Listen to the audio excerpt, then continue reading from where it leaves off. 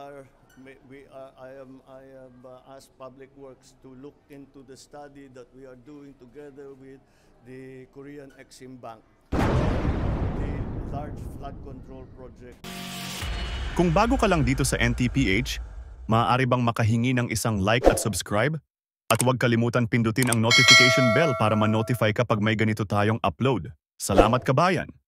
Kaka-brief lang sa akin ng Mayor ng Naga and the Vice Governor of Albay tungkol nga sa nangyari sa kanila. At so far naman, yung ating mga tulong, yung mga relief goods, pati yung mga medical na support, pati yung mga evacuees, pati na yung mga nasiraan ng bahay, meron talagang gibang-giba, meron yung partially damaged lang.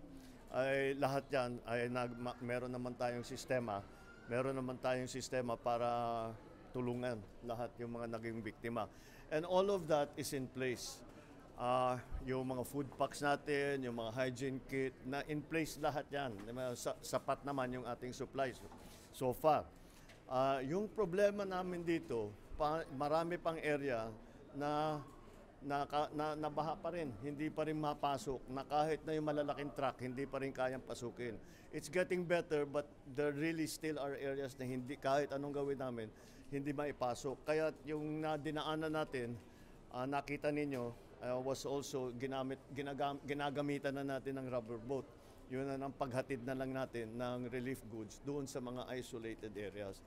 At pero talagang ang effect, kung makita mo yung sa public works, yung mga nasirang daan, mga nasirang kalsada, nasirang mga tulay, makita mo talaga ang bigat ng tubig, ang laki ng tubig. The waterfall, the rainfall that happened with this storm is almost double of Ondoy. So yung Ondoy nakaya pa.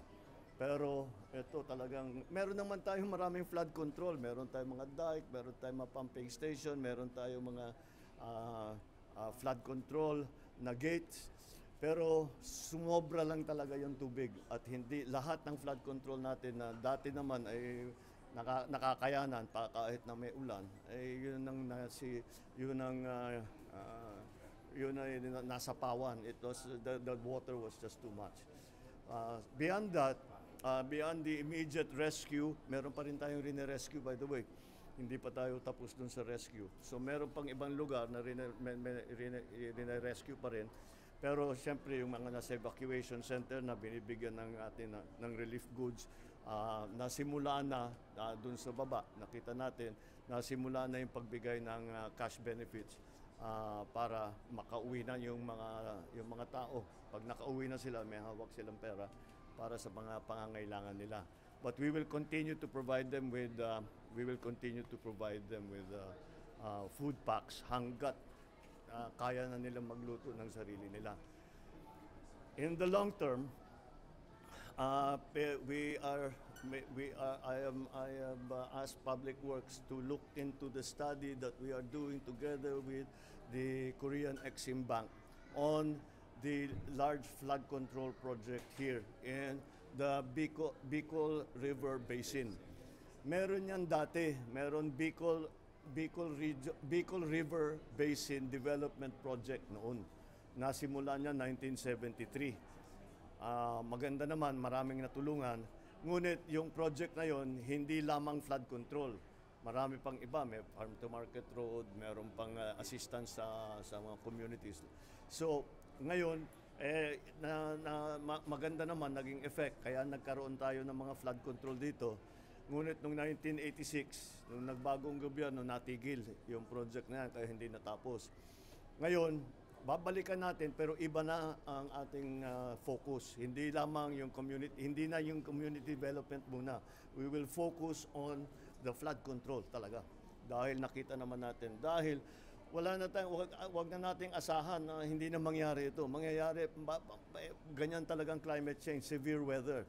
So this is the new situation that we have to deal with. Kaya harapin na natin at gawa na natin ang paraan para yung Bicol River Basin ay hindi na paulit-ulit na nababaha. And so that is what we are going to be working on, and hopefully within the next 2 years, masimulaan na itong project na ito. Alright? Okay, maraming salamat. Thank you.